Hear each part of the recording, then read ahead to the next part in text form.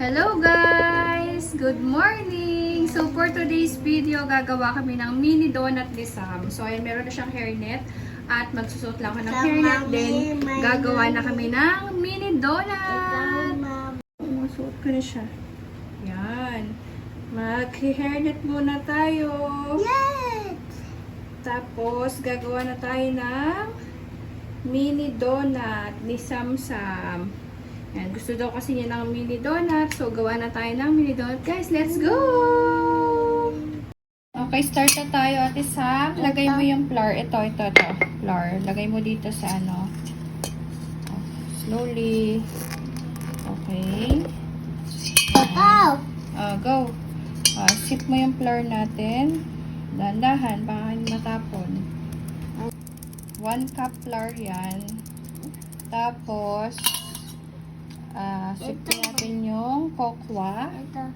This is 1/4 kokwa. Ayan, 1/4 kokwa. Pagkatapos, 1 tablespoon na baking powder. Yan. Tsaka, 1 tablespoon of cornstarch. Ayan, halo lang natin dyan. Yay! And then, 1/8 teaspoon ng salt. So, 1/8 teaspoon lang yung salt natin. Okay. And mix lang natin yung mga dry ingredients. Tapos, mix lang natin yung ating dry ingredients. Ayan, mix lang. Para mag-combine properly.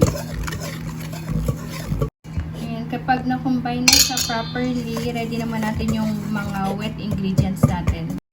Set aside muna natin yung dry ingredients, tapos ready naman natin yung mga wet ingredients natin. So, mag-beat muna tayo ng 1 egg. Beat natin yan siya.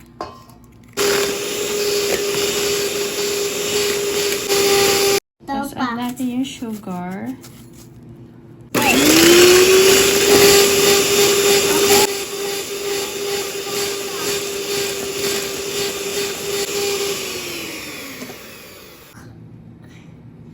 Tablespoon ng oil.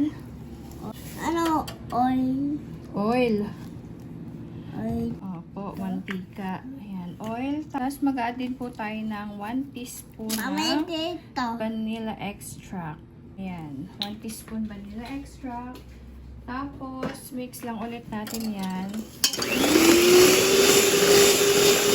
Then, mag-add na tayo ng milk.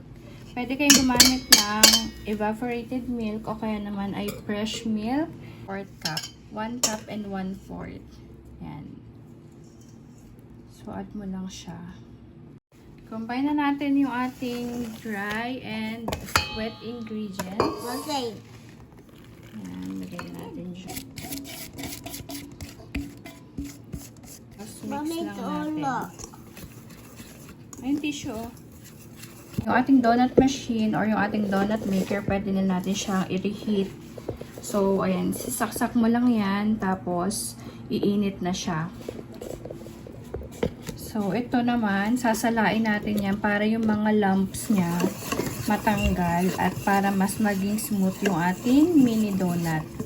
So, akin na yun ate, salain natin.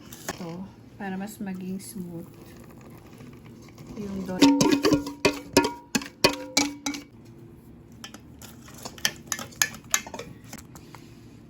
Try natin masala. Ayan lang natin ang konti. And pwede na natin siyang lutuin sa ating donut maker. Bale, gagamit din pala tayo nitong ganitong bottle para mabilis tayo makapaglagay dun sa ating donut machine. So, ita-transfer ko lang yung butter dito bago tayo magluto. So, yan. Once na nalagay mo na, cover mo lang. Then, start na tayo magluto. So, mainit na yung ating donut machine. So, mag-start na tayo maglagay ng butter. Yan. Mami, may donut.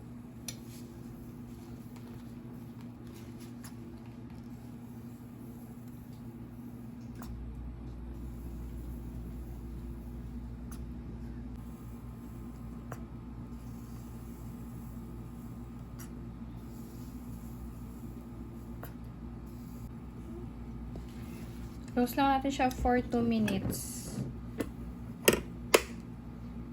After 2 minutes, ayan, luto na siya. So, ipip-flip lang natin yan. Kailangan natin siyang baliktarin. So, gumagamit tayo dito ng stick. Magamit lang ako dito ng barbecue stick. Tapos, mas maganda kung lalagyan muna natin ulit siya ng konti lang para mas makapal yung kanyang outcome. So, ayan. Pag hindi pa kayo sanay, ayan ganon. Medyo mabagal pa tayo. Pero okay lang yan. So, ipapatong mo lang siya dyan para mas makapal yung outcome niya. So, ganon lang. Ano lang. Lagay lang ulit tayo ng konti para may pinakapatungan siya. Actually, para mas madami yung lagay ko. Dapat konti lang. Yay! Mami, may Ayan, pwede mo siya iganyan.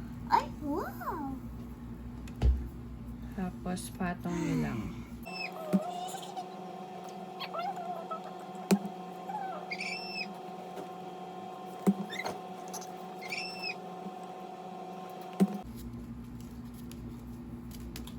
Yummy. Yummy? Chocolate. Chocolate donut. Yummy. After 2 minutes, check nyo ulit at luto na po yung ating mini donut. So, ganito yung itsura niya. Ayan. So, pwede mo yung kolektahin ng ganito. Or, pwede mo siyang ilagay na agad sa cooling rack mo. It's hot, ate. Yeah. Okay. Ayan. Very nice yung ating donut. Ang ganda po na itsura niya. Ayan, ganyan yung donut natin, guys. Diba ang ganda ng outcome. So, ganyan yung itsura niya kapag kapilaan. So, medyo makapal siya kasi nagdagdag tayo doon sa ilalim. Ayan. Pwede mo siyang ganyanin kasi luto na yan. So, perfect ang mini donut pang merienda ng kids. Total of 4 minutes, meron ka ng mini donut pang merienda ng iyong kids. So, ayan. Gawa na rin kayo. Yummy! Ayan. May pang merienda na si Sam. Mini chocolate donut. Nakailang peraso na siya, oh. Happy ka na? Yes?